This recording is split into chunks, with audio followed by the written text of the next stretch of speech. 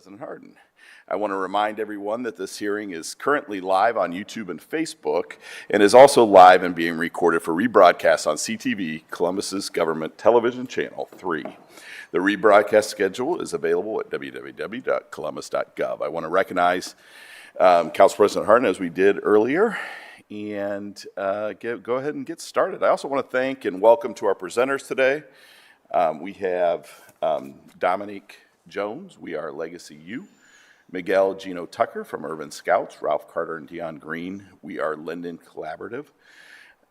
Melissa Thomas St. Clair, Mothers of Murdered Columbus Children, Shelley Castro, Highland Youth Garden, John Dawson, Community for New Direction, Robert Caldwell, Community of Caring Foundation, Naima Emi, you'll have to correct me on that one when you get up here, from UCAN, and Jerry Saunders from Afrocentric Personal Development Shopping, and Yahara Rose, Martin DeBoer Center, Charles Hill, Columbus Urban League, Zerka Abid, My Project USA. The purpose of this hearing is to review the 2021 Reimagining Public Safety Grants results and hear from program coordinators representing the grant awardees. In 2021, through the Reimagining Public Safety Fund, Council committed over $1.5 million in youth violence intervention programming in partnership with churches and neighborhood organizations. This programming included leadership development, entrepreneurship, life skills training, and job placement. Each organization was charged with offering targeted programming to support the personal development, stability, and long-term success of young people in Columbus. Prior to becoming chair of the Public Safety Committee, Council President Hardin and his team spent an extensive amount of time contributing to, prior to me becoming Public Safety Chair, the Council President spent an extensive amount of time contributing to the success and allocation of these grants, so I would like to turn the floor over to him to share a few words. Thank you, Chair Remy, and thank you to the listening and viewing audience for being with us this evening. I guess first I would like to say thank you to the organizations that did the work, who were out in the field, who engaged our young people, and in big and small ways made our community safer last summer. The purpose of these hearings, and I guess let me say thank you to my chair, Councilman Marimi and his team, and all those folks who have been engaged last year, but certainly this year as we approach summer. And we want to, again, invest in our young people and invest in the organizations that support and keep our young people and our communities safe. I think it's really important for a couple things. We know that it is already warm outside. We know that we are just a few weeks out from schools letting out and young people being having more free time. We know that during the summertime, historically, we've seen spikes in violence, and we know that organizations like we have present today have been doing and are currently and have the proposals in front of us to do more good work with young people this summer. From my office standpoint, it's really important that we are clear with our process and clear with a timeline to make sure that organizations that are serving young people have resources as we get close to school let out.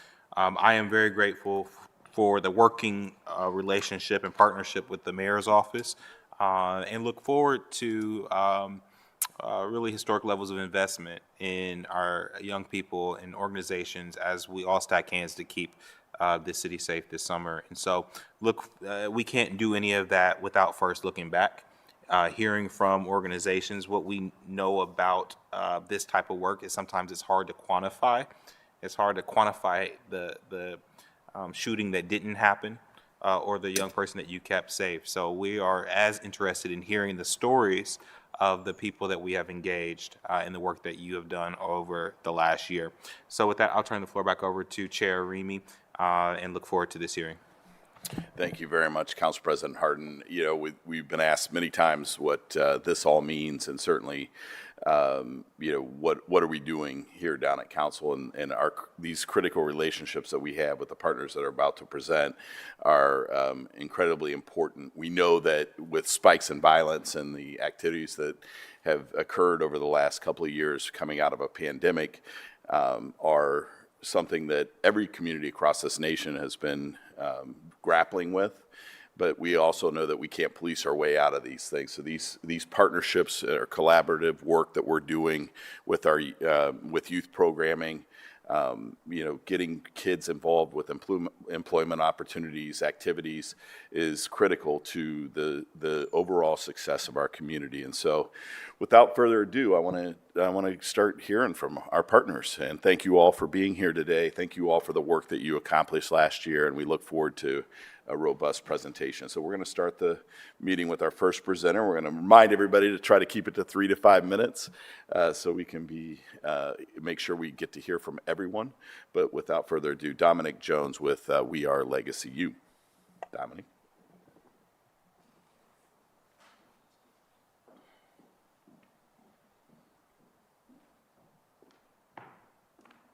Thank you very much.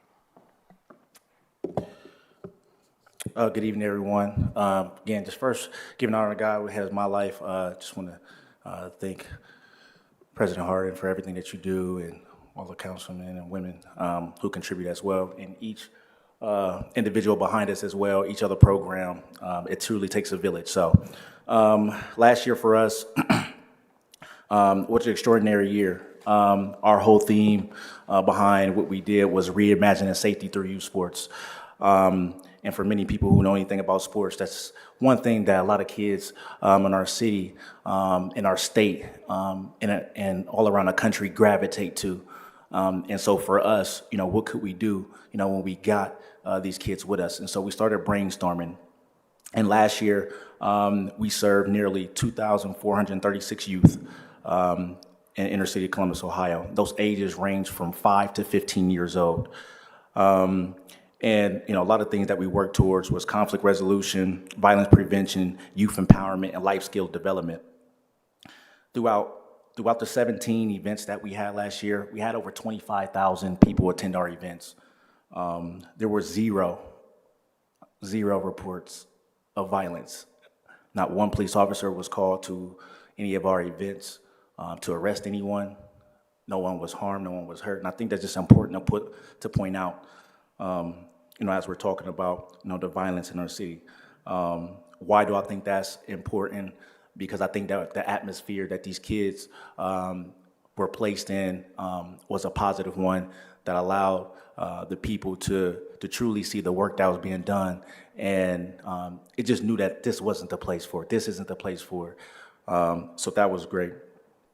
We also was able to employ, you know, provide opportunities to young people. 5 of those positions came from ages 17 to 24.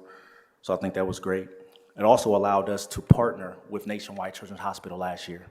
Nationwide Children's Hospital was able to provide physicals, wellness exams for our kids coming out of the year of pandemic. A lot of appointments were canceled last year. And so what Children was able to do was streamline that process and see our kids on a mobile unit. And we had over 300 kids get saw during their wellness checks. So that was awesome. 93.4% of our participants are CCS kids, Columbus City School Districts. And so, you know, we take pride in that, and knowing obviously the community that we serve, the challenges that they deal with. Again, I think it's extremely important to tie those numbers to, you know, to the violence numbers and say, hey, you know, not one of these kids were involved from a youth standpoint in any car thefts, any vandalism, or any, you know, other heinous acts of crime. We also had 97% retention rate amongst all our student athletes, and that's between May 1st and October 1st. So one thing that told us was once kids were coming into our programs, they were staying. And so for us to be attached to these kids from May through October was extremely important for us. And again, lets us serve as a safe space and keep the kids off the street. We also hosted, and also that exceeded our goal of 80%. We came into the year saying, hey, we want to make sure we kept over 80%. So I exceeded that. We also hosted our first ever Young Women's Empowerment event. And the target goal was to get 150 young ladies between the ages, between the numbers 100 and 150. When we got done with it, we had over 225 girls, and we had a first assistant chief out to speak to them. It was a phenomenal event, but we'll continue that as well. We also hosted our first annual Leave Your Legacy Awards, where we honor kids for their academic performances, for their community engagement, and their athletic performances. We also hosted our first ever Youth League preview at Otterbein University. For the first time, we had 76% of those kids that had ever touched a college campus before. And so that was their first time. And so that was extremely, important for us. And I think it's to be noted as well that we had over 6,000 people attend that event. That event was at Otterbein University in Westerville, and we still did not have not one incident that took place.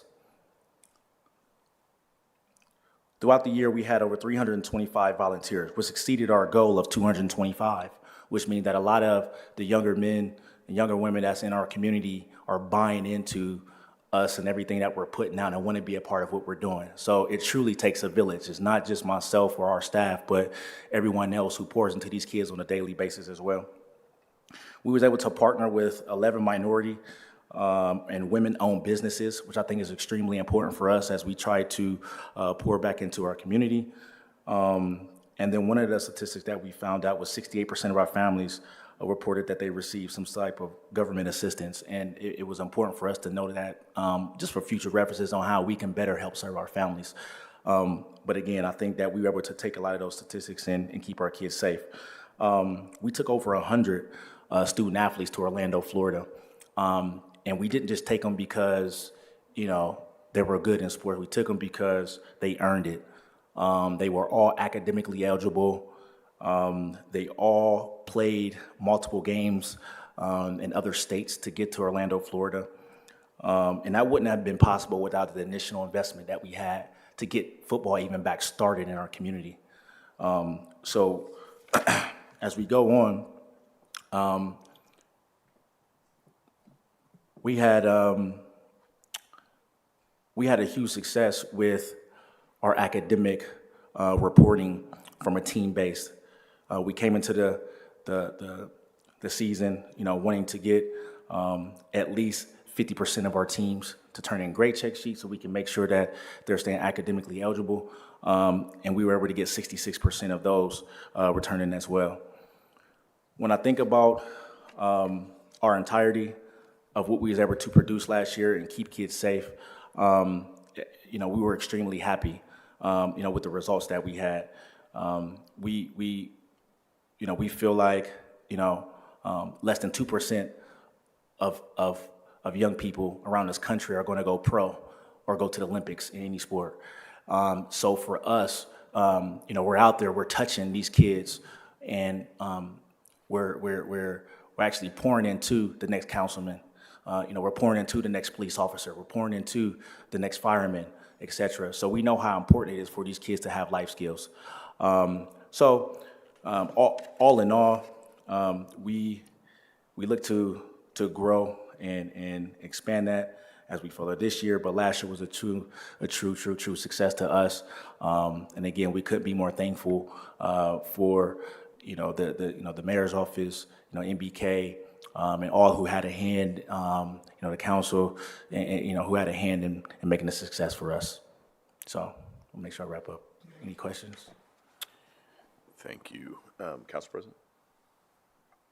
Thank you, Chair. I probably will ask most folks just about a sentence or two about the proposal that you have, and what do you want to do this summer? If funded again this summer, what would you like to do? What do you think the impact, and how many young people do you think you can serve? Yes. So this summer we think we can serve. We know we can serve anywhere between 3,800 and 4,500 youth in its totality. One of our primary focuses coming into this year, we've seen that there was a huge need and focus for literacy. Once we did our research about the incarceration rates of young people, especially young minority men, a lot of it tied back to literacy. And so we believe that with our conversation with CCS as well, with them saying, hey, literacy and numeracy are two of the things that we want to continue to focus on and push in our city, with us serving, 90% of those kids are CCS kids. We say, hey, let's focus on literacy. So this year, we'll be partnering with the Metropolitan Library for a summer program that will encourage programs individually to positively compete with each other when it comes to reading. So we'll ultimately end up having, shopping sprees and PS5s and different incentives for kids who are going to be reading this summer. It'll extend into the school year where we'll incentivize our program, grades for braids and grades for fades, where we'll give our kids, if they turn in their grade cards, they'll be able to submit it and get free haircuts. And the young ladies will get selected braid styles. So hopefully, we'll make reading fun, we'll make it competitive, and we'll try to take a deeper dive, because we ultimately know that CCS can't change the numbers and can't change education by themselves. It truly takes a village. And we ultimately want to leverage the game with academic performance, with community engagement, so other things that we'll be participating in from around the city to ensure that we're doing our part. We're also expanding our partnership next year, this summer, with Nationwide Children's Hospital. They want to see more kids, which we've established that. So we went from 4 dates last year, so we'll add 8 more dates this year for a total of 12. So they'll see kids. Not only that, but we added the dentist team of Nationwide Children's Hospital. So every kid now will receive a custom mouth guard, because dental was such an issue last year. Every kid, once they receive their wellness check, will then move right next door to the mobile unit and receive a custom mouth guard, which will help prevent concussions. And these are the other things that we're talking about that ultimately takes kids' lives, etc. So one thing I also just add, last year, one of the success stories we had was we had a young man get checked out in a wellness exam, and he was a 3rd grader, and he had something that was wrong with his heart that they seen in his wellness check. He hadn't been seen in 2 years. They then sent him to another doctor. He was able to get checked out, and he was able to get on the right track. I'm not going to go into detail what was wrong with it, but he was able to get on the right track and kind of catch something sooner before it became even more of a barrier for him. And this young man will be back on the field this year because of what they was able to catch last year. So ultimately, again, this is not something that took a life, but directly we're here and have that partnership. A life was saved as well. So again, I think that we'll be better served to serve more. Even in our women empowerment event, we'll add our young men this year. So that event should probably serve over close to 500 kids. Thank you very much. We appreciate your report this afternoon. Thank you. Appreciate you. Next, I would like to invite up Dion Green from We Are Linden Collaborative. Welcome, Dion. Good evening. Thank you, President Harden and sir, for having me here today. I'm here in representative for me and We Are Linden Ralph Carter. My name is Dion Green. I'm the founder and CEO of Flourishing Under Distress, Giving Encouragement. The acronym stands for FUDGE, is my father's last name. My foundation seeks to support individuals on their journey of grief, healing, and dramatic events through the delivery of support services and advocacy on a both local and a national platform. I believe I have my PowerPoint slides up there. Okay. So, mental health and wellness is one of the major things that stand out to me just through the events that I adore. If nobody knows, the reason why my foundation is called the Fudge Foundation, because my father, Derek Fudge, was one of the 9 victims that was murdered in my arms in the mass shooting in Dayton, Ohio. So ever since then, I've just been a force on mental health and gun violence. The grant that I was presented here was to help on mental health and wellness, to break the stigma. And we did support groups here. I had an office space down here on 3rd Street at 7 studios, but I also held them virtually. We had a total of 63 people served from November 21st to April 2022. Still working on this males, trying to break that cycle for them to come out and to open up. I know we hold a little bit more barrier holding it in. Women, they do speak up and share. Most of the zip codes that the participants came from was 43211, 43203, 43213.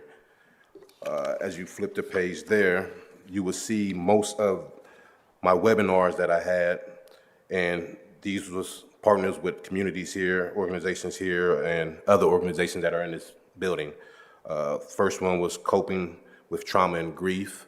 I like to have them conversations that nobody's having, to bring it up. The second one was turning pain into purpose. The other one was violence in schools in our communities, and that was with the students that really spoke on what they're experiencing. Hearing their voice was very powerful. The fourth one was suicide prevention in our community in a holistic approach. The fifth one was community organizations working and advocating towards change. And the other one was stop the killing, start the healing, speaking at a church. The biggest thing that we just had was last week. So I took 15 parents, 15 mothers here that has been impacted by gun violence, and we went on a healing retreat down in Hope Springs. It was one of the most amazing things that I have ever been through. It really helped me out, but a lot of us mothers, and I don't, we always call it a safe place. This was a brave space. We was able to dig deep down into what has really been causing us pain and to let it out. And it was just it was so needed. The vulnerability that each one of us showed was just magnificent, but it's the strength that comes out of that. And, one of the mothers that was there just had a case that was closed here, Adrian. And it was just in time where the tears that just rolled down her eyes, but the healing that was there, and the support that we have for each other. So the healing retreat is one of the best things that I think these mothers or anybody who experienced gun violence should really go through. And that's pretty much it. If you got any questions, please. Well, thank you for your loss. And I don't think I've ever said personally, but very sorry. Or thank you for your work, but sorry for your loss. And I guess the beautiful thing out of it is the work that you're doing today. It's so important, as others will attest, taking the grief and turning it into something positive. So, and that's why I try to share on the mental health side. Like, I know I'm not okay, but I'm working on it. And we know a part of healing, it's like recovery. Yeah. You will fail, but when you have right people behind you and beside you, and you see other survivors that are walking towards it, it offers hope into other survivors or peers. So, I just want to continue to just keep walking the path and be there to help people to get it out, because it's always better out than in. And there's a lot of people that's really hurting. Thank you. Council President. Thank you. Appreciate your Yes, presentation. Next, we have Miguel, Geno Tucker from Urban Scouts. Welcome.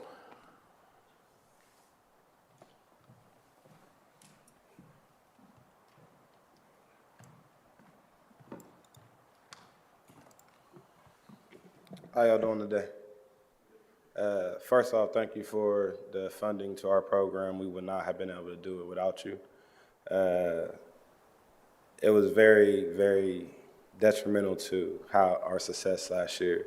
Y'all have the reports in front of y'all. We served 40 youth directly through our programs last year, with 20 of them being directly tied to the landscaping, 10 doing cosmetology, and then the other 10 doing bike valet services. Our goal is to provide personal and professional life skills development to our young people.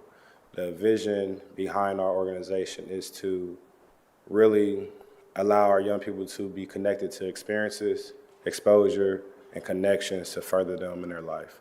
So last year, we did a beautification project at St. Stephen's. President Harden came and checked us out, as well as Mayor Ginther, where our young people got to learn how to create their own landscaping business or braiding business. The landscaping, they went through how to repair and maintenance a basic lawnmower, how to use string trimmers as well as edgers, how to plant, mulch, weed, as well as blow the areas around them. It was a major success. We completed St. Stephen's project, started in June, ended in August, ended in October. It was, like I said, great. They worked inside the farmhouse and completely transformed the outside. They helped plant 9 flower pots and flower beds, growing onions and lettuce and cabbage. We also provide customer service training for our young people. Last year was a little challenging, trying to go back from virtual to in-person. So we tweaked our curriculum to allow our young people to do both. The ones who were able to accelerate could do it virtual, and the ones who needed the hands-on experience or the more in-depth help could do it in person. Our goal was to certify all 40. We ended up certifying a total of 18 young people, with additional 4 already being certified from our previous program. The curriculum seemed to be a little bit tough on the 14-year-olds and the 15-year-olds. But after we tweaked our curriculum for the fall program, they all succeeded in passing the test. 4 of our young ladies successfully completed the braiding and shampooing certification, so they are now certified to work inside of hair salons. This is our pilot program, doing that the first time this year. Major success. We are tweaking it right now as we speak. The curriculum will allow them to understand how to create their own braiding boutique, as well as what's the next steps for cosmetology. They'll also be able to create their own business, starting with the vendor's license, understanding the vending process, and branding their own materials. One of the main functions in Urban Scouts is the social emotional learning. So we hire 2 licensed counselors to come in and provide mental health support groups weekly, paired with Columbus Public Health, drug and alcohol awareness. We really want to emphasize and work with our young people to understand the trauma that they're going through is not normal. We cannot change the environment that they're growing up in, but we can change how they react and respond to the situations that they are in. So that's our vision, is to make sure that our young people are equipped with the tools and the resources to respond, understand, and know they have support when they need it. We also operated the bike valet service, which is a joint project between Franklinton Cycle Works and Urban Scouts. We have contracts with Ohio State as well as the Columbus Crew for all their home games. This gives our young people a direct chance to work out their customer service skills, and they get to keep all the tips. So one day they made $800 in tips. 4 young people working got to split $200 extra on top of their pay. It really gave them the opportunity to firsthand talk to people, see how it is to be a customer service provider, as well as manage their communication skills when they dealt with someone who was mad, someone who was angry, someone who we took too long to find their bike. We also did bi-weekly parenting sessions. It's no help just to make sure the kids have the help if the parents are not receiving it as well. So we started bi-weekly just sessions to get the parents engaged. One thing we learned from 2020 when we did this with the young people is that some of them will go home healthier than the parents, and then that will cause conflict as well. So last year, we wanted to make sure that the parents received the same services that the young people did, so that way it could build a conversation. What did you go through? What did y'all talk about? We had a major success. Over 20 families showed up. 15 showed up on our last night. We had a great party and ended it with a Columbus Crew game.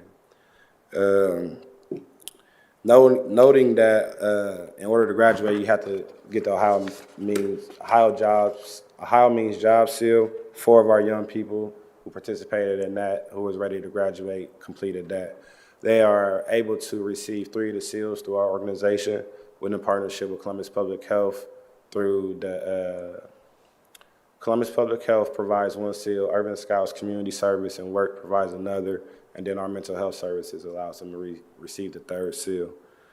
We had our graduation in November, hosted, and we provided a private dinner service for the young people as well as their parents. We hired a private chef where 4 of our young people helped her cook and provide the meals to everyone in attendance.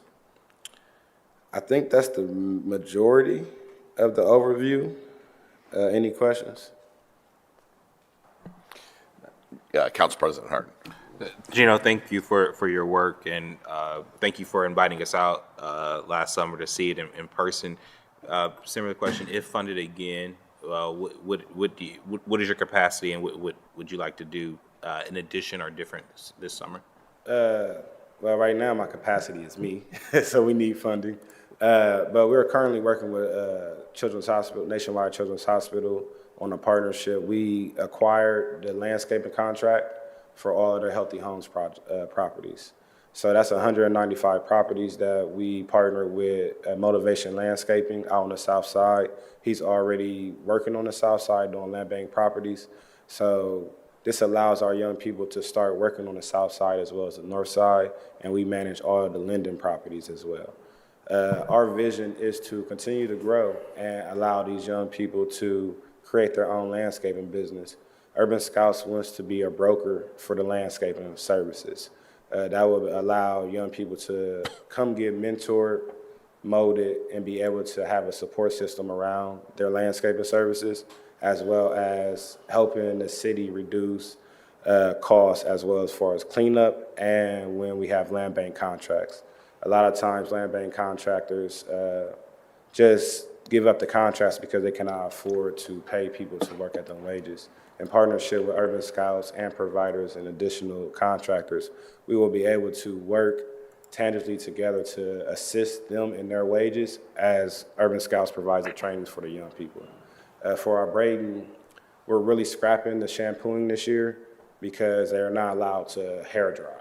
So I don't want to get none of our young people in trouble. So we're working out of a hair salon this year to provide that in-person experience as well as the training. And the young people will be able to, as I said, create their own business. We're really working on teaching them how to vend, market, and brand, because at the age of 16, past the 10th grade, they can get certified. We want to provide them with a space where they can do the trainings, potentially go back to cosmetology school and come get their license and have somewhere to come home to work with. So, Geno, how many young people, though, will you be serving this summer? We have 50 signed up right now, and we're just trying to get the funds so we can solidify what we'll be able to do. Got it. Thank you. Thank you. Thank you very much, Geno. Next, we have Melissa Thomas St. Clair from Mothers of Murdered Columbus Children. Welcome. Thank you for coming down.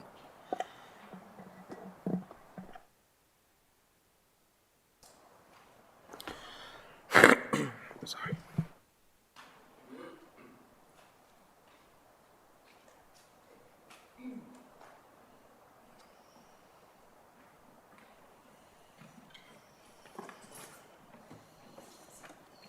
You can put them right here. You can hold them. It's heavy. It's 200-something pounds. No, on the floor, please. On the floor? Yeah. Good evening. Good evening. I'd like to give honor to God, who's the head of my life. President Harden, Councilman Rennery, thank you so much. To all the council members that are not present. Mothers of Murdered Columbus Children raises awareness about the rapid increase of crime resulting in murder in Columbus, Ohio. To support collaborative action focused on crime prevention. At its core, Mothers of Murdered Columbus Children is an army of warriors who have been directly impacted by the murder of a child as a result of crime.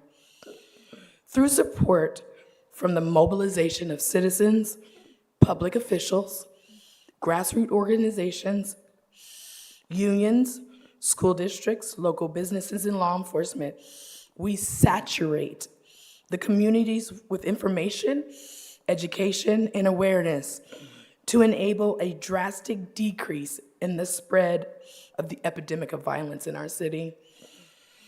We are committed to proactive, positive action to promote peace and support mothers who have lost children to violence in our city.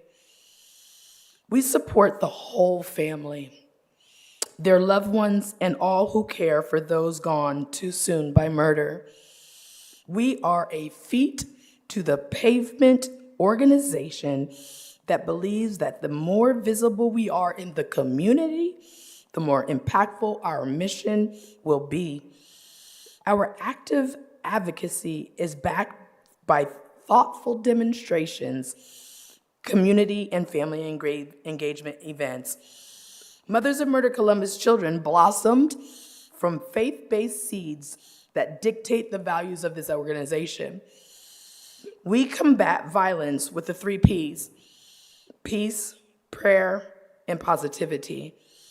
We are firmly rooted in the belief that together is better.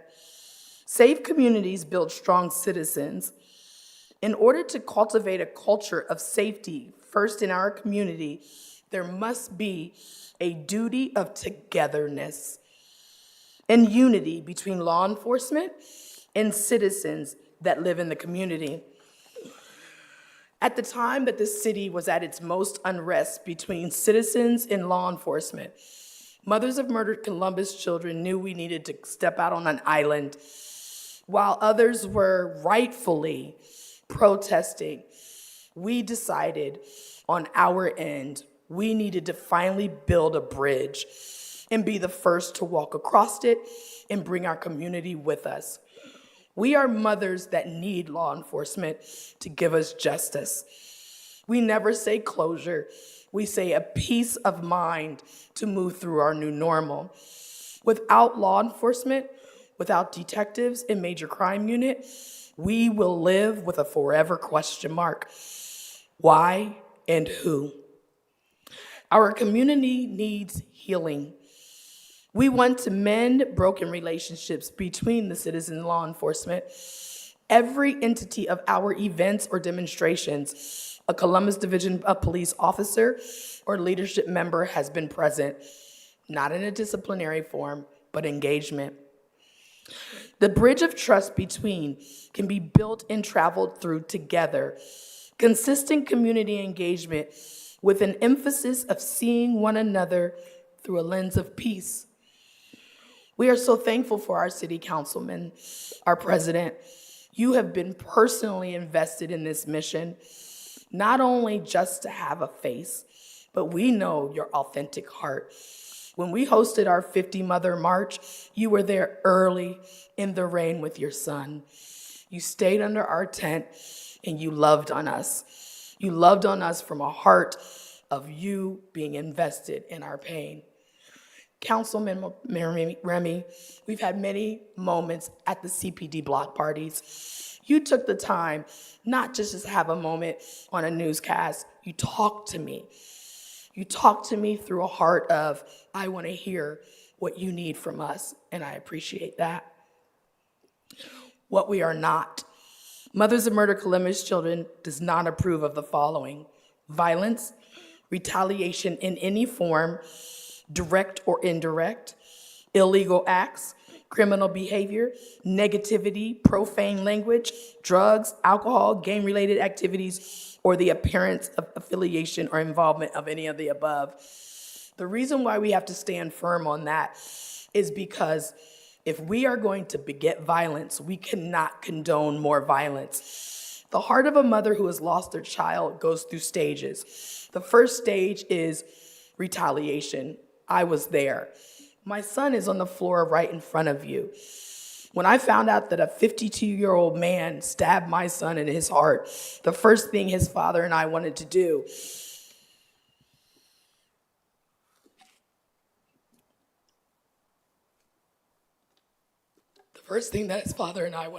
was avenge our son's death. I have had 9 years to prepare for this moment in front of you. But as you see, you never know when it hits. Sometimes I can stand before a crowd and not drop a tear. You just never know. And that's the heart of a mother who loses their child to murder. They are forever, ever changed. Changed in a way in which they have to reevaluate motherhood for their living children. Change in a way they have to reevaluate how they trust people. The solvability rate is rising, but there are so many mothers in our 2,200 plus members that do not have justice. They could be in Kroger right next to their offender and not know it. They live in fear. They live in fear if their son or daughter was murdered in the backyard, that are they going to be next? Are their children going to be next? Your anxiety is through the roof. I have a 19-year-old son. I am fearful all the time, and I have to lead with faith.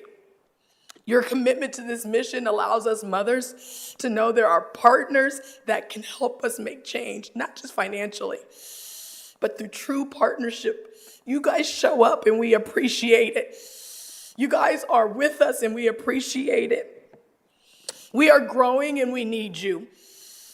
Miguel wants to grow, which we love, and we're going to be hollering at you. But we don't want to grow. We don't want any more sisters in our organization. Unfortunately, that's not going to be a reality. We know that there will be more, and we need your service to help us support them.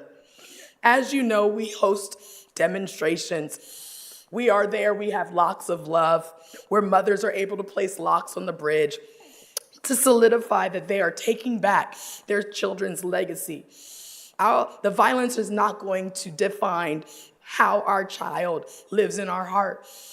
We have a division, a youth division, an adult division. This is the adult division director, Jacqueline, Castleman, Carla Harris, the co-founder, and several other leadership members who are all mothers themselves who have lost their children to violence. They so strongly go out with strength and put their pain on display, not to bring our children back, but to save a mother who has not lost their child.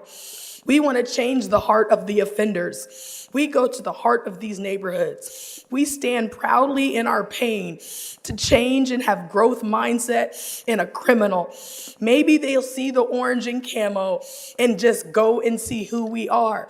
Maybe they'll hear a story like Jackie, who was my supporter one day and 5 days later lost her son in murder in Linden. Maybe they'll hear a story like Bethany, who lost her son in a home where his friends took his life. Maybe they'll hear a story like Rhonda Claiborne, who lost her son because he dressed well.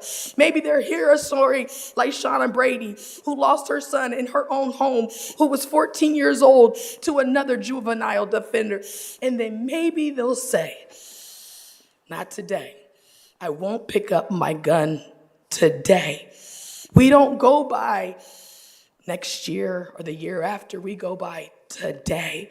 If we can get one person not to pick up a gun, we've done our job. We are so saturated on the media. And I know what happens when you get saturated on the media.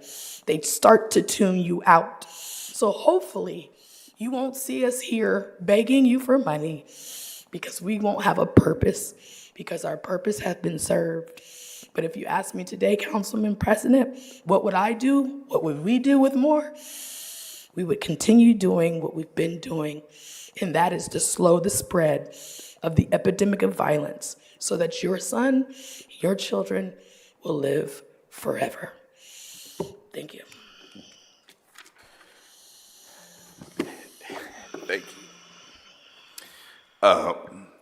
Since I've taken this role, I'm on emails that, relay next to kin to our murder victims. And every time I get one of those emails, and far too many times, I think of you and the work that you do and think there's somebody else that needs help. And so certainly appreciate all that you do. Love seeing you out, and absolutely love to support. Thank you. So, thank you. Thank you. Thank you.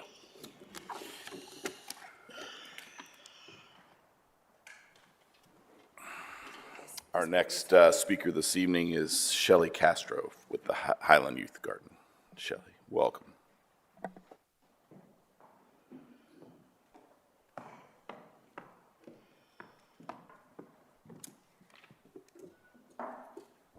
Hello, thank you for inviting me. I first just want to acknowledge how honored and humbled I am to be among this group of amazing community leaders. It's an amazing group, and I am truly honored to be here.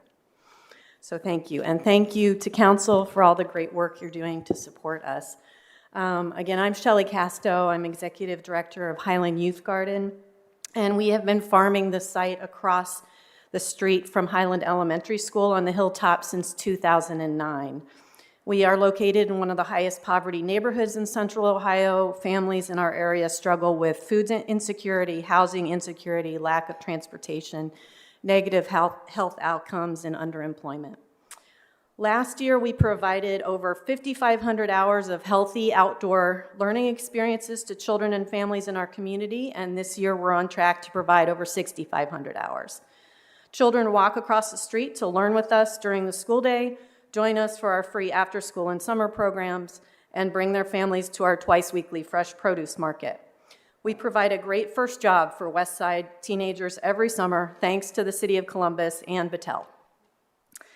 During the summer of 2021, our Green Teen program employed 8 West Side teenagers. These teens worked over 1,000 hours during the summer and collectively earned over $12,000 to take home to their families. 2 of the teens continued to work at the garden through the fall of 2021, and we expect 3 of them to return to work for us this summer as Green Teen mentors. We hope to take on an additional 15 new trainees this summer. The Green Teen program provides students the opportunity to learn job skills such as teamwork, self-motivation, problem solving, and customer service. Students were assigned a crop to focus on throughout the summer, and as an example, Green Teen Tayshawn embraced this opportunity to keep his tomatoes perfectly pruned. He would scold me if I did something wrong. He was all over that. Green Teen Amy developed expertise in customer service and retail design, taking charge of our twice-weekly garden market and training new adult volunteers as they joined our team throughout the summer. Again, she would speak up if somebody was not meeting her expectations of service, and that is awesome. Green Teen Caitlin worked on her peer-based social skills, which were negatively impacted during the isolation of the pandemic. In fact, of her own accord, Caitlin wrote to us over the winter to tell us how happy she was at her new high school and that the Green Teen program helped prepare her for her new social scene. To quote her, "My social skills are much better, and I went from this quiet, shy girl to a loud and confident girl." You go, Caitlin. We need more loud and confident girls.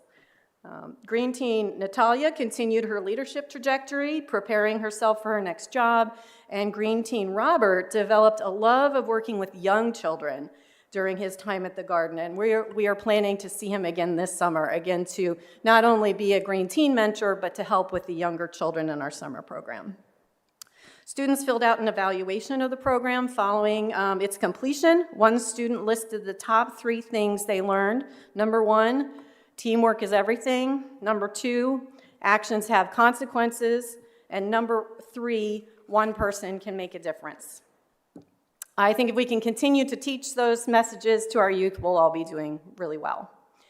So in addition, students were taken on field trips all over Columbus, visiting Dr. Julia Lynn Walker's Bronzeville gardening projects, the Growing and Growth Collective, garden sites in Linden, and experiencing farm animals for the first time at Stratford Ecological Center, all with the aim of giving them a picture of what a future career in agriculture or community service could look like.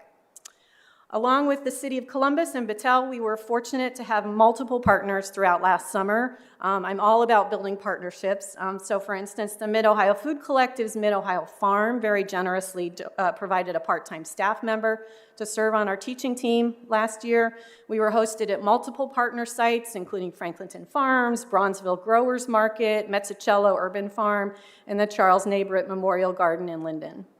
We also benefited from multiple gardening workshops with OSU's Dr. Timothy McDermott. And finally, our garden is located on land very graciously provided by Oakley Full Gospel Baptist Church. I'd also like to uplift our partnership with the newly formed Hilltop Youth Social Justice Collaborative, also represented this evening by Zerka Abed of My Project USA. We are strong partners, and our goal is to collectively advocate for increased programming and facility access for our youth. So I know she'll speak more about that too. So thanks again to City Council for your partnership in these efforts, and I invite questions. Thank you so much. It's great to see the collaboration. I know many times nonprofits get stuck working in their own silos, so when people start talking and realize that you can both benefit by working together, it's an important thing to do, so appreciate that. Absolutely. Council President. Just thank you, Chair. Shelley, did you say, so you want to increase from 12 to 15 if funded this year, students? Yeah, so we had 8 students last year for apologize. 8 weeks, and this year we're going to take on 15 plus the additional 3 from last year and do 9 weeks. And then we're also increasing our little kid program from 3 days a week to 4 days a week. And that's all wrapped up kind of in one package for us. So, Thank you. yeah. Thank you once again. Appreciate you coming down this evening. John Dawson, Community for New Direction. Welcome.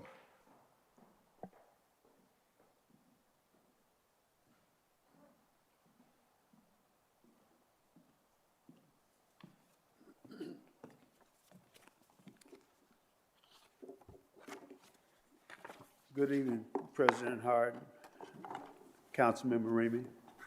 Thanks for allowing me to be here. C&D with this opportunity last year thought we'd think outside the box.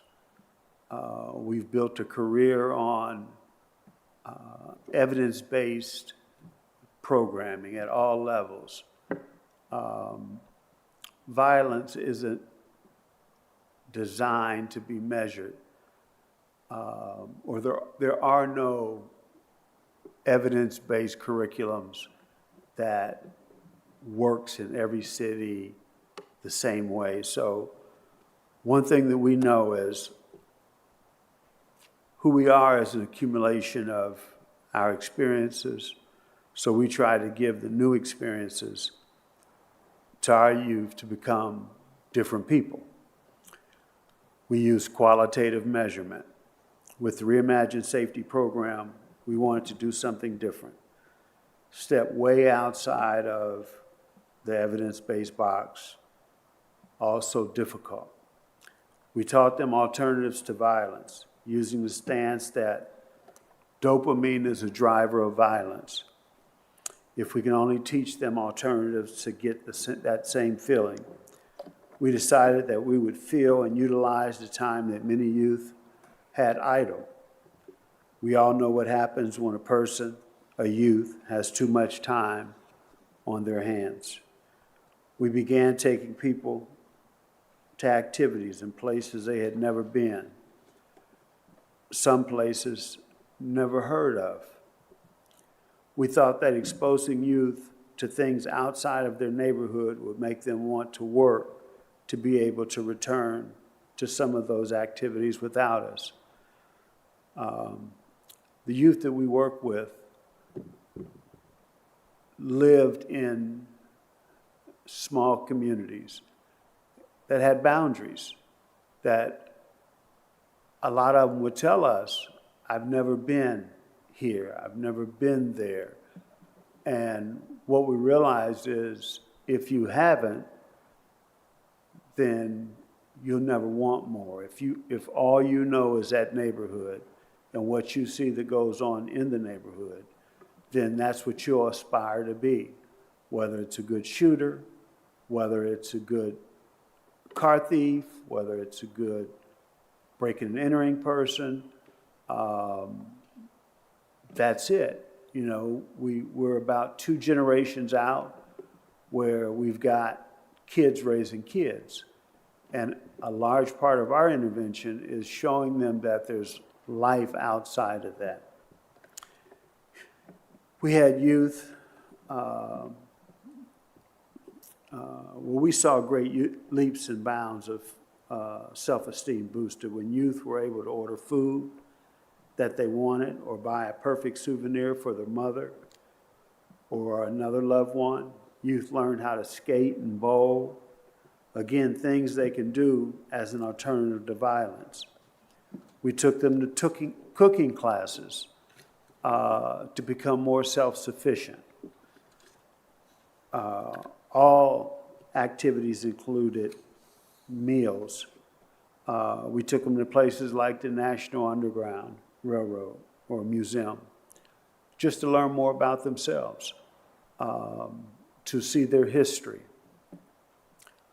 They went to a football game, a Hall of Fame game, Steelers versus the Cowboys. They talked about it for weeks. That was an experience that I told them a lot of adults have never experienced. Again, it gives you something to work towards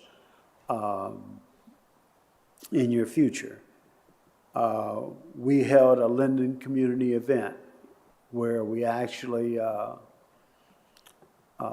put door hangers out in the Linden community and hosted it at Linden Recreation Center just to show the neighborhood that they can get along. They can come out, eat, play, and go home without anyone harmed. We had free haircuts. We had vendors come out to provide free haircuts, free hair braiding, COVID vaccines were available, free food from our community vendors. I think for me to sum it up, it's not new that idle minds become followers. And C&D is known as a bridge. We have after-school programming where we pick kids up from school and we keep them safe until it's time to drop them off from school. We did the same thing with this. This program was simply a bridge to keep kids busy. And when they're with us 4, 5, 6, 8 hours a day, then we know they're safe and they're not committing a crime that could change the future of their lives. Thanks for allowing me to share about this program. If funded again, we will continue to do the same thing. We will also add a job club. And that job club will mirror a lot of the experiences that they had and they liked so much.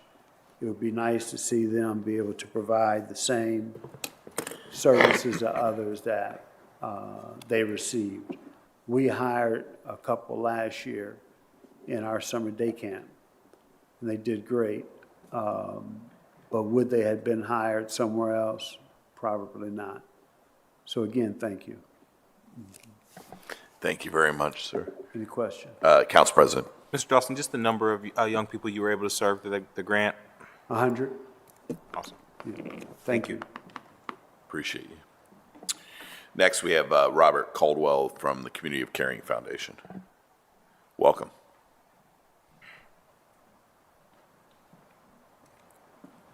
Good evening, President Hardin, Councilman Remy. I appreciate the opportunity to be here to speak on behalf of the Sports Leadership Academy, a program that is operated in partnership with St. Stephen's and the Community of Caring Development Foundation. And I can't really, make this report without first putting into context the way this program actually functions in the collaborative work that goes on in Linden.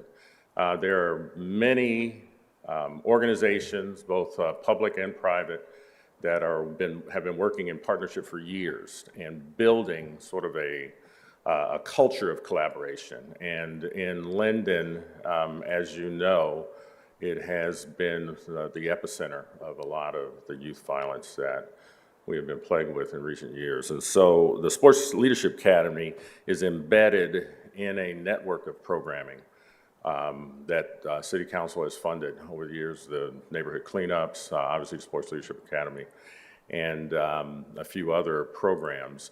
But what makes it successful is that we have those collaborative relationships and are able to draw upon the support, the resources, and the energy that these other programs and organizations bring to the community. The Sports Leadership Academy has two main components. We did an open gym during the evenings throughout the summer and then into the fall that was primarily targeting the older young men. Open gym, playing basketball. Average age for the guys who were there was probably over 20, 22 years old. We had about 55 regular attenders or participants But all in all, there's probably 75 to 100 folks who were in and out of the program over the course of the time that we did it. We used that, speaking of our collaboration, we used that Sports Leadership Academy, that open gym component, as a recruiting ground for one of the other programs that we were doing in Linden called Growing Up, and that's another program that Community Caring Foundation is responsible for in the Linden community. The second component is our, the name, hence the name, Sports Leadership Academy, which was, in years past, we introduced a variety of sports to the youth in the community, targeting ages 13 to 17. But this past year, we focused primarily on basketball. And we had two cohorts, primarily due to the response of, the numbers of kids who were interested. And each cohort, one had about 50 folks, and the other one had just under 50. The highlights, however, that I would like to kind of point out is the number of former NBA and Ohio State basketball players who were regular visitors to the program. You may know that Jim Clemens, a lot of the guys didn't know who Jim Clemens was. They wouldn't have known him. Guys like me would know him. I'm not even sure. I know Shannon wouldn't have known him personally. I wouldn't have even saw him play, but I was one of the folks who actually saw him play. We introduced him as, this is the cat who coached both Michael and Kobe. And that's what got their attention. And so he was, an integral part, brought a lot of skill and insight to the game and about life. And so we appreciated him being there.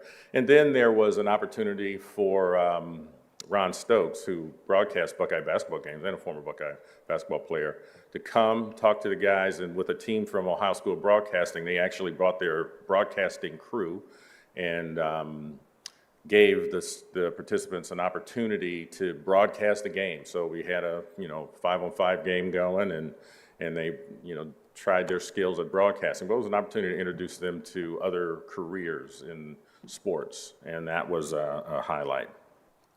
But I want to emphasize one thing that I heard John say about this idea of qualitative impact, and how sometimes it's difficult to measure the types of successes we are looking for. But there's research that sort of is evidence of the type of work that we're doing and how it does have a measurable impact on the youth that get to experience it. When young people, there's an organization called the Search Institute that has been doing longitudinal studies for close to 50 years now. And what they have demonstrated in terms of the quantitative measurements is that when young people experience positive relationships with caring adults, it reduces a lot of the negative impacts that they experience in life. It actually reduces the incidence of violence that they experience. It reduces school dropout rates and things like that. And they've done these longitudinal surveys for, like I said, 50 years or so now, and have made it clear that there are aspects that every program can bake into the way it's delivered and the way it gauges families, that could have a positive impact that can be measurable over time. And so as you all think about funding going forward, and the types of programs to fund and ways to encourage programs to be developed and designed, that's a source that could give a lot of credence to those programs that don't have great numbers, in terms of, hundreds or thousands of people to work with.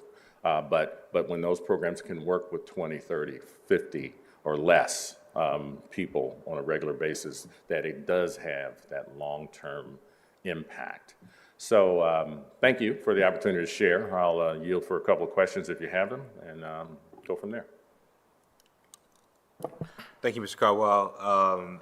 You said your program will serve, again, like around 55, is that? We had, in the open gym had 55, and there were approximately 90 that went through the academy and the two cohorts. And I think you brought up a good point at the end around impact. What I'm getting at when I ask the number is not, scale Yeah. is not is, Oh, yeah, is not absolutely. important to me. It's the impact that a organization is able to have on a certain amount of young folks. And so I certainly agree and look forward to if you would connect us with that metric. I think Yeah. that would be I good will. information for us to have as well. Yeah, Thank you. yeah. Thank you. Thank you very much, Mr. Caldwell. Now, Naima, you'll have to come up and tell me how to say your name properly. Appreciate. And Jerry Saunders, if you're here as well. Okay. Take a moment.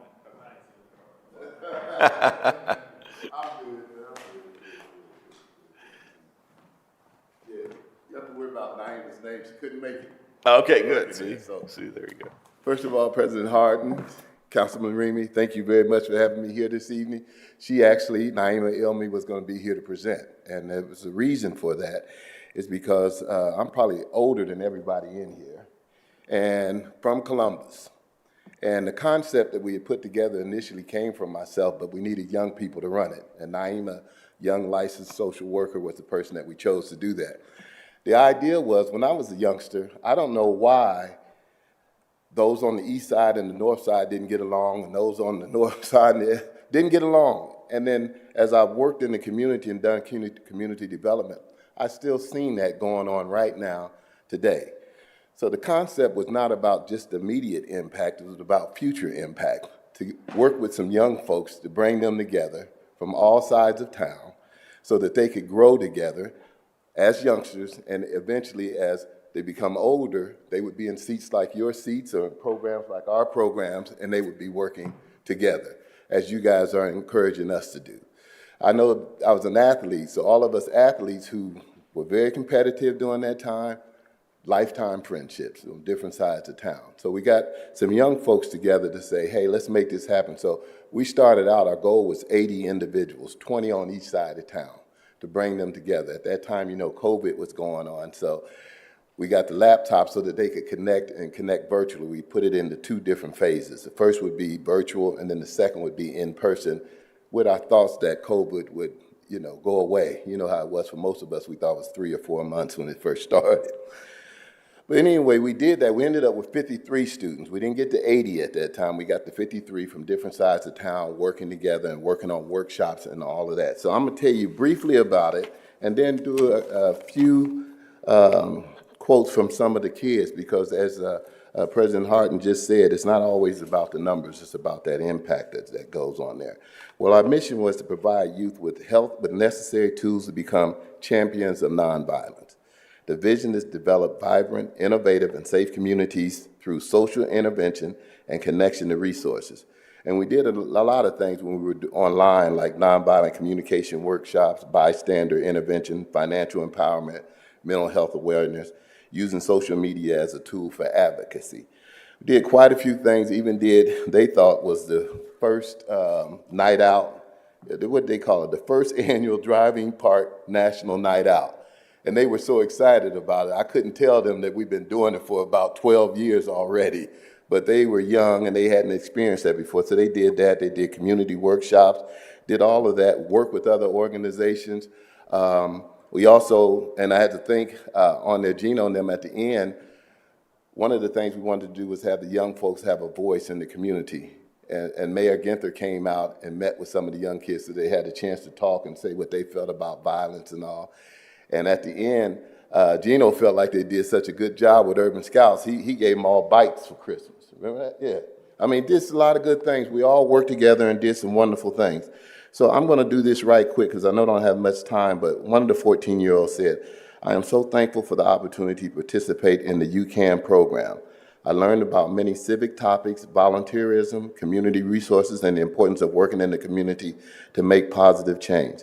Most importantly, I learned about the youth impact in making a positive future where we live. The experience will forever influence my life and allows me to see my community differently. That's age 14. I have several other up to 18. I'm not going to read them all. You guys, I know I didn't introduce, I'm Jerry Saunders with the African Personal Development Shop, and when we started, we called this UCAN Networks, Unique Community and Neighborhood Networks. At the end, this young lady and the folks who put together to put one of those justice collaboratives in the drive-in park, we changed the name to Unified Community and Neighborhood Networks on there. And so the one thing I did see on there, President Hart, when we talk about changing in the community, we started off talking about violence and saying we knew we had some kids that weren't necessarily involved in violence, but potential leaders in the community, so that 15, 20 years from now, they'd be in leadership roles and connecting. But the other thing I saw was a lot of it has to do with poverty. It's not the kids. They're born into the situation. And just a couple of days ago, the CDC said poverty and the COVID and all, the increased violence in the community and all. So us as adults got to take responsibility for this. Now, the kids obviously are involved, and we need to work with them. But as a community, with a community like Columbus, Ohio, we're so giving and we have so many resources and we work together, we've got to continue to do this. And I think one of the things that I noticed, and I know in talking with some of the other organizations, is we need to provide these programs year-round. It's great when the summer comes and we highlight it during the summer. It's a great thing. But we need to do this year-round because some of these young folks have enough inconsistencies in their life.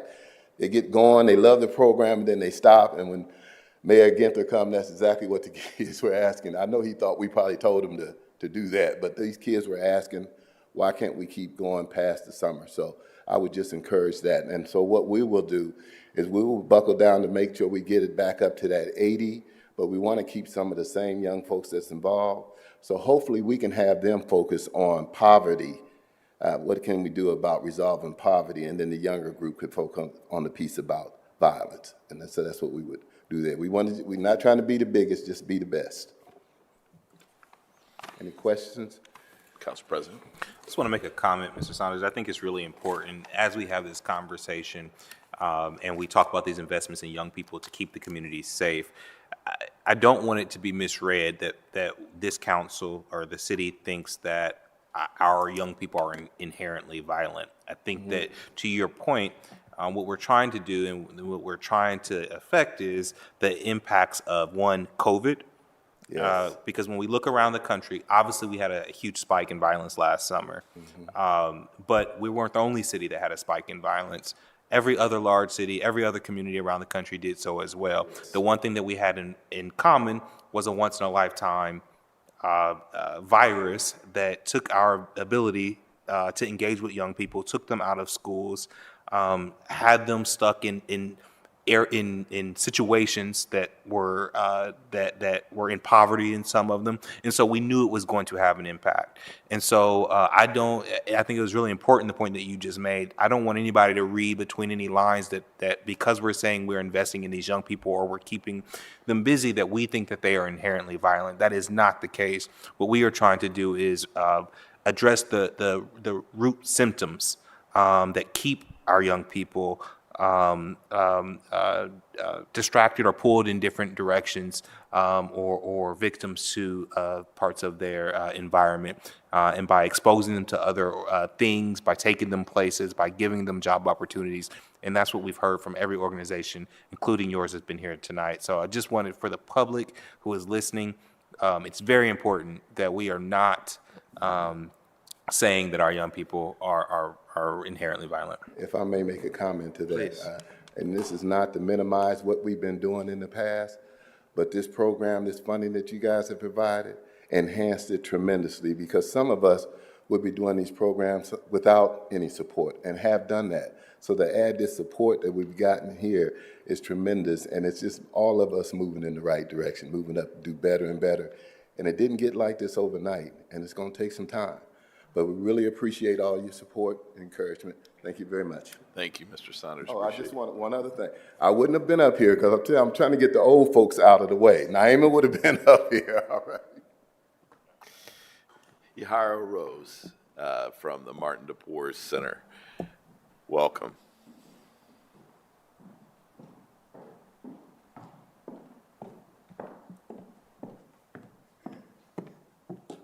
Hello and good evening.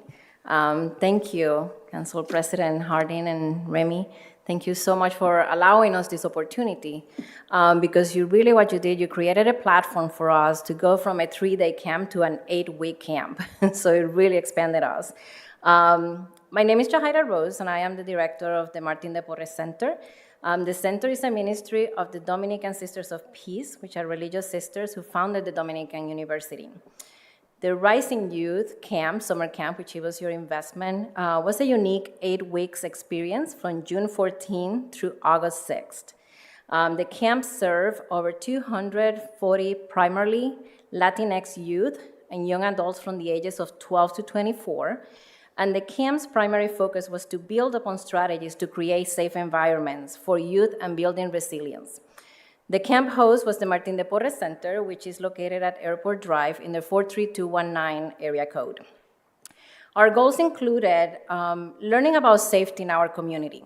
And we did accomplish that by partnering with Franklin County Sheriff's Office, Franklin County Public Defenders to understand cycles of violence and decision-making, and the Columbus City Police. Another goal was to gain new life skills, and we accomplished that through sessions on academic, college, financial awareness, personal identity, healthy relationships, mental health, and cooking. We actually transformed one of our rooms into our kitchen, and they cook every single one of their meals. So they cooked their meals, and then they sat as a community to eat them. Learning about Columbus, we accomplished this through visits to the Columbus Zoo, Franklin Park Conservatory, and COSI, which some of them have never been to. And then increasing physical activities, we were able to accomplish this through biking, canoeing, weekly sports, dance, and outdoor team building exercises. Some of them, it was their first experience riding a bike and even learning how to ride it. Thanks to your investment, this was the first year the Rising Youth Program was able to offer an extended camp. We're so thankful for this opportunity to provide youth with a safe environment to learn, practice, have conversations, and enjoy this summer. After a year of pandemic, it was something that was very important to our youth. This grant also provided 14 young adults the opportunity to become leaders and mentors. They prepared them with first aid and mentoring sessions. This leader program was launched due to the camp, and these young adults were able to mentor and work the young students and attending. They have continued to do that, and they receive a stipend for it. Feedback from the camp, feedback indicated that the camp was a success, and youth were able to learn about building safe relationships and about nonviolent approaches to problem solving, which is the basis of the Dominican Sisters of Peace, is living in peace and nonviolence. Several youth opened up about their stressful family situations, and we were able to provide additional resources to assist them and their family. The majority of the summer camp participants have continued participating in Rising Youth during the academic year, in school sessions or at the Martin de Porres Center, which currently at this very moment they are at the Martin de Porres Center getting tutoring and leadership skills.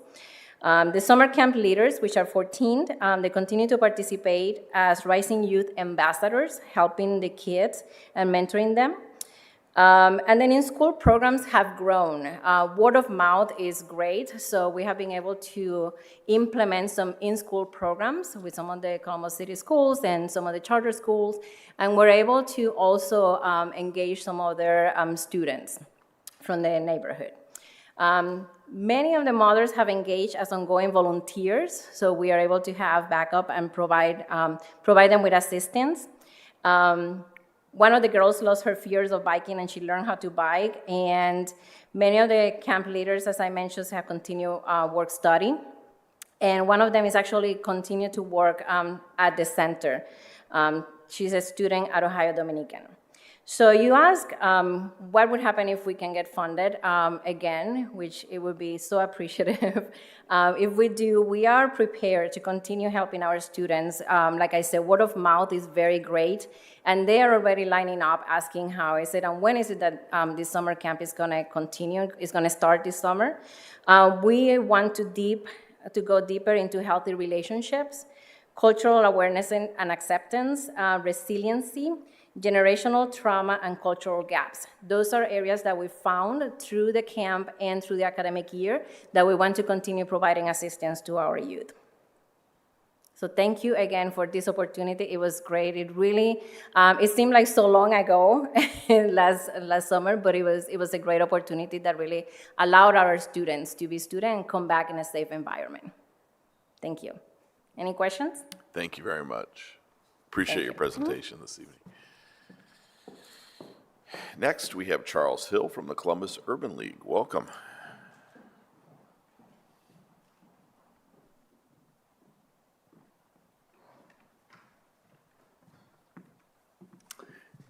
Good evening, members of council, President Hardin, Council Member Remy. Thank you for the opportunity to speak with you today about your Columbus Urban League. On behalf of our President and CEO, Ms. Stephanie Hightower, I would like to first say thank you for your continued support of the work of the Columbus Urban League. My name is Charles Hill, Vice President of Operations and Programming at your Columbus Urban League. Through your support, the Urban League has been able to influence lives of many young people in our community so that they rise above the chaos of violence that permeates much through their daily existence. One of our goals for the summer youth program and project was to help to reduce the community violence by providing quality outlets for the youth in our community. To share a bit of insight about the kids that we served in the program, 71% of the participants reported that their parent or guardian was separated and lived in a single-family home. 50% of them stated that they have seen violence in their own neighborhood and the school that they reside in. 29% of them reported that they have been treated badly because of their race, sexual orientation, place of birth, or a disability. 29% of them also reported that they have experienced harassment or bullying at school. Thus comes Mo to Grow. With the creation of Mo to Grow program, the Columbus Urban League was able to serve youth in securing and maintaining summer youth employment. Youth was able to learn about lawn care, landscaping, while also gaining case management support, creating family intervention plans, and mentoring youth progress to successful completion. Youth were assigned based on preferences of need to 3 different tracks of programming: Goodwill, Mo to Grow, and private industry employment. Private employers took the youth from summer camps to paint and escape. Students were given the challenge to reward with rewarding experiences. Every Friday for youth had youth development and behavioral health experiences. These workshops included dealing with stress, building resilience, as well as dealing with people in our lives and partners and families and coworkers. The service providers for our networks was separated between 2 behavioral health partners, Male Behavioral Health and the Center for Healthy Family and Healing. These agencies helped us to address concerns that youth had while allowing them to express themselves and giving them tools to use to manage stress inside and outside of their homes. We identified these through the program that more youth employment opportunities are needed. It was suggested that year-round employment opportunities should be created so that our youth have more outlets and will be able to build skill sets for their resume. All of the participating families were provided with all full-service Columbus Urban League wraparound services. Through our VLOG summer program employment opportunity, they were able to access social media influencers, skills for entrepreneurship, financial empowerment, nutrition education. They logged over 3,000 hours of work. Some of the comments I would love to read for some of the youth that were part of our program. One youth stated, "I like that we were able to learn skills that are relevant to our potential career path, and also like that there was a sense of community and bonding between other African American youth." Another one said, "I wish we didn't stop. Please raise the age limit. I don't want this to be my last year." We only served up to 18 years old. By the end of the program, the Columbus Urban League pulled together and convened many of the organizations that you've heard from today and discussed what was learned, what was accomplished, and more or less what is needed to move forward. It was revealed in that meeting that quarterly resources seminars that address the needs of parents and families are drastically needed. Social emotional development workshops are recommended. Hands-on experience was the most recommended practice for youth engagement. Some of the highlights from the organizations that we brought together was the Dream Big Weekend. Dominique had mentioned earlier the youth programming serving over 2,400 kids and not one bit of violence. I repeat, not one bit of violence. What that tells us is that by having youth engaged in productive activities, it can help reduce the violence. Kids were provided landscaping, customer service, and cosmetology training, provided resilient bike rides, performed work at Nationwide Children's Hospital, Healthy Homes, creating opportunities for youth to work in the Linden area, Summer group for girls were developed based upon teaching self-care, self-love, and self-empowerment. Emotional counseling was provided, support to help kids over COVID fatigue, as you mentioned, President Harden. Some of the other recommendations that came out of the convening was to increase funding for direct resources given to students, expand opportunities for job and career opportunities for minority students, and integrate mental health and trauma-informed interventions all the way through all programming. Again, we must offer every young person a reason to make better choices, a reason to believe in themselves. We are mentors, conduits to employment, places to diffuse conflict. We provide nutritional health, cognitive behaviors and interventions, and even yoga and meditation, which also helps with your mind. What we do is not easily reduced to a number, and it doesn't easily fit into an Excel spreadsheet. One of our team members shows up with food or talks to a team through anger, talks them down from frustration, help them with the pain, and earn income by simply mowing lawns. That can reduce violence. The effect may not immediately be quantifiable, but the long-term impact may be greater multiplier than we can ever calculate. Thank you again for the opportunity and your continued trust for believing in us that every child has a chance to have a great life. If we do get additional funding for the next year, we want to serve more of the youth, which we'll be able to do by that, potentially increase their salary from what they're doing to have a livable wage. Also be able to do the year-round programming, which Mr. Saunders had mentioned earlier. That is something that came out of all the focus groups that we've had and we've reached at. After the summer program, can we continue to do it? A lot of the kids and youth that we serve, they can't work full time, for a lot of different reasons, ages and stuff like that. And so we can offer an outlet for them to be able to be productive and to work with their peers. It's a great thing to help our community. Thank you again. I will answer any questions. Thank you very much, Mr. Hill, and of course, thank President Hightower for all the work that you do throughout our community. Council President? All right, thank you. Have a good night. And last but certainly not least, Zerka Abid, My Project USA. Welcome.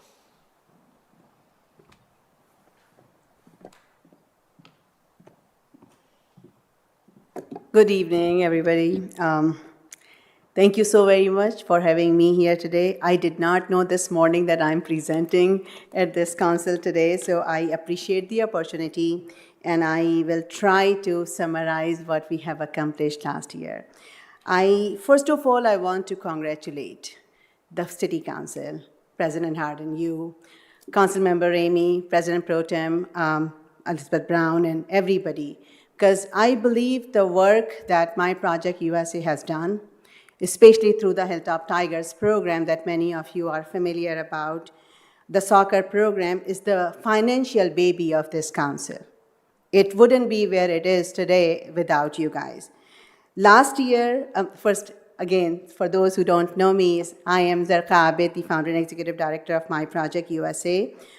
We are located on the west side and very much focused on the west side of Columbus, the Sullivan Avenue corridor, which we understand that 40% of Columbus sex trafficking, drug deals happen on that corridor, and which is why we are very much focused on saving our children. My collaborator and partner, Shelley Castro from Highland Youth Garden, also mentioned the Hilltop Social Justice Collaborative, in which all of us, the youth organization in Hilltop, are trying to save our children. And our estimate is about 10,000 children in just that area are at high risk of drugs, gangs, and trafficking kind of crimes. Last year, our organization served about 40,000 clients and 9,000 households. The funding that was provided to us from City Council for the Hilltop Tigers program, and also additional funding that we received also from City Council through the Parks and Rec Department, helped us take care of more than 500 children from soccer, recreation, other academic support, college mentoring, tutoring, and many other programs throughout the year. And this is the direct support that I'm talking about. About 7,000 children were indirectly affected by our work. We are focused on Wedgwood community, South Park apartment, and Havenwood apartment, which is where a larger Somali Bantu community is located. At this point, City of Columbus Police is very much focused on South Park issues and other issues in the Hilltop area. So when the work we do is definitely is impacting the neighborhood in big time. 150 children were in our weekly service. This was included with Hispanic community children. We have a larger client and growing number of Hispanic community members at our pantry now. We are working with Allianza 614, which is a Hispanic coalition, and they are also sharing the space at our youth center now. Bantu community kids are a big number in our program. These 150 children were divided into 5 different teams by their age groups. In addition to daily practices and a lot of other work, 50 league games were played in this last year. We also played first time in Ohio State Cup. Several championships have been won. U10 team, U13 team, U17 team are constantly winning different championships. 10 of our U17 and U15 kids are now playing in Ohio Premier Club, and Ohio Premier Club has invested about $30,000 in those kids because of the quality of the game they bring to their club. 2 of our kids are now in Crew Academy, and to really highlight that for a kid who was incarcerated for 2 years, for a 14-year kid who was incarcerated for 2 years, and now being very much potential professional soccer player and being in Ohio Premier Club and tested by different coaches is a big deal. And I think that itself is a testimony of how successful this program has been. Several of our all of our coaches, our staff now grew from 1 coach that was Sayat Muhammad, 17-year-old, in 2017 to 11 coaches and directors. All of them are trained by U.S. Soccer Federation online and in person. Both main directors are receiving advanced club training and diploma. Our main directors have also attended a convention in Kansas City, Missouri, for advanced training and understanding that how they can improve their neighborhood program. Violence have went down, as we all know. Grades requirement for our program for high school kids is 3.5 GPA. And they tried to convince us many times that no, this is too much, but we have keep it that way. And there are several of our children who are keeping it, and all of our children have reported to have better grades than what they have before they were in the program. College prep and counseling is part of it. Community gardening is also part of it. And again, Highland Youth Garden is one of our partners, and Allianza 614 are another partner on community gardening. Next steps, where are we heading from here? We have just received a very generous grant from ODE, Ohio Department of Education, for summer programming and after-school programming, which will allow us to expand the academic side of the program to up to 300 children. Unfortunately, the grant was just announced just 2 weeks ago. So our major challenge, which we have been bringing from Hilltop side, is that we don't have facilities. We don't have spaces available to us to hold these kind of programs.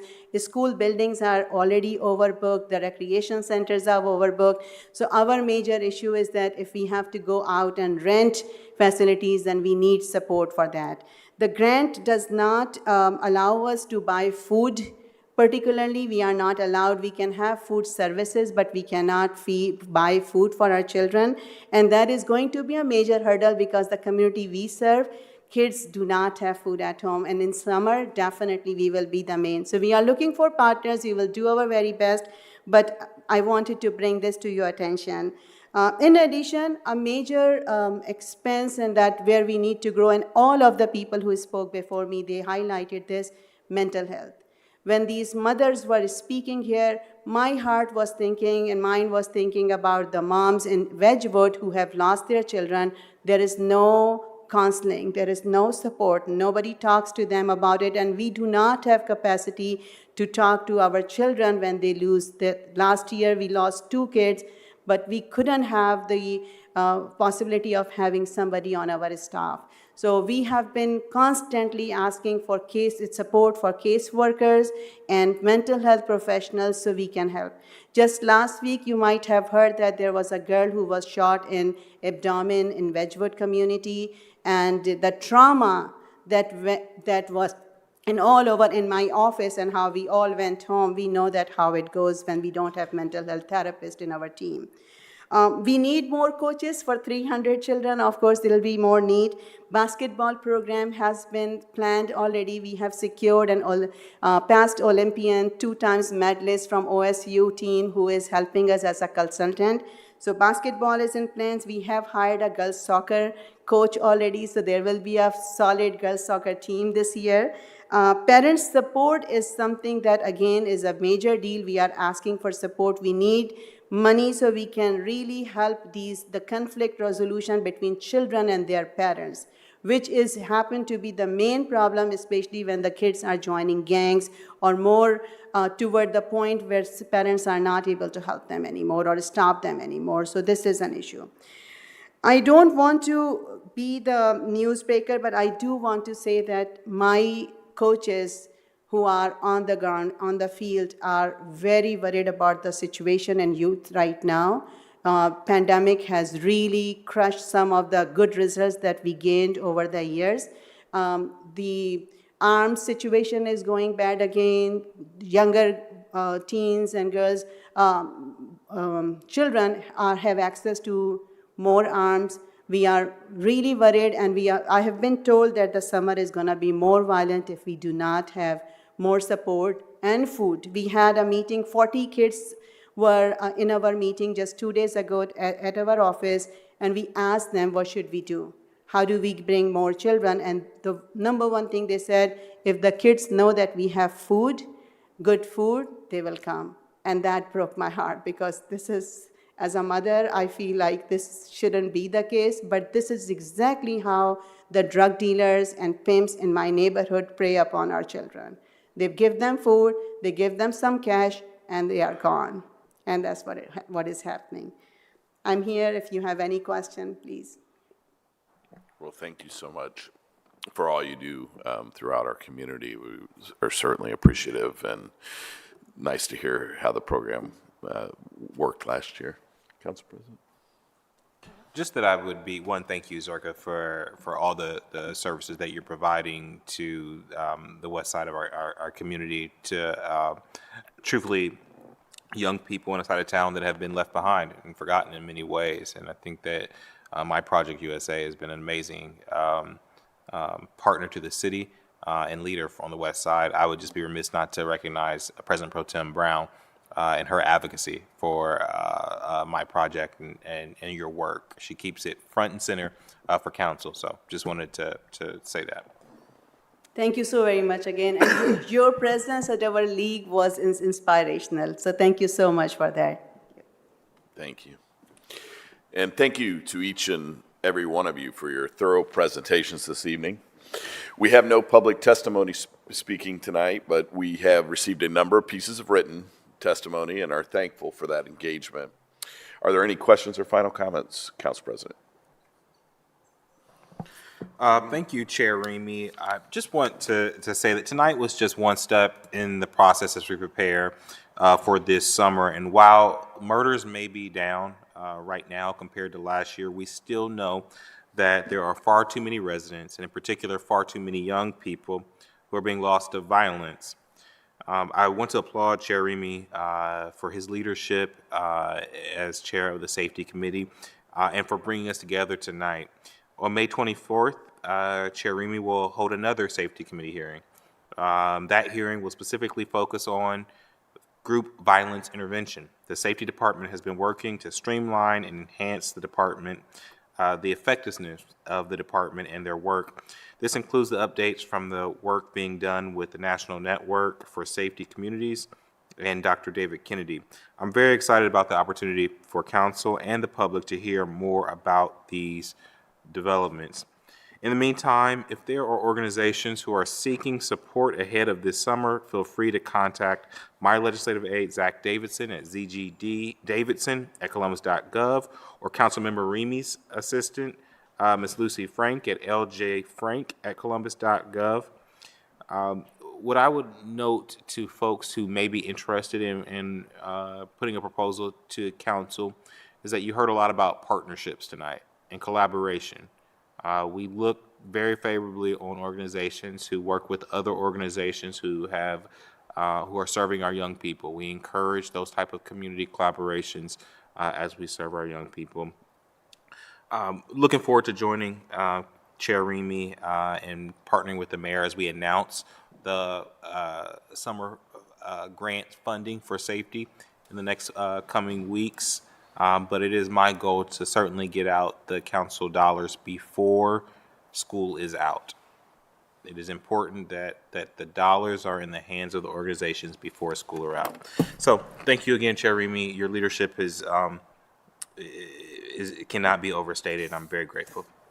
Thank you, Council President. We appreciate you being here this evening. As he mentioned, we are excited to announce a robust funding for 2022, and it is absolutely our goal to make sure that everybody has those dollars before as the summer begins and school is let out. So I'd like to end this hearing by thanking each of our presenters this evening. We had Dominic Jones, Miguel Geno Tucker, Dion Green, Melissa Thomas St. Clair, Shelley Castro, John Dawson, Robert Caldwell, Jerry Saunders Jr., Yahara Rose, Charles Hill, Zerko Abid. Thank you so much for the work that you've done in preparing for this hearing and for your contributions in ensuring that our services were successful. Thank you to Zach Davidson, my team, Jeffrey Carter and Lucy Frank, our Legislative Research Office team members, John Oswald and Matt Erickson, David Kibbe in Communications, Brooke Agnew, Mark Carter, and the CTV team for their assistance in making sure that this committee hearing took place today. Before we conclude, I would like to inform everyone that the City Council is currently working with the administration to finalize the next round of Reimagining public safety grants for our youth. And please stay tuned for more announcements in the near future. Stay safe and have a great evening, everyone. Thank you.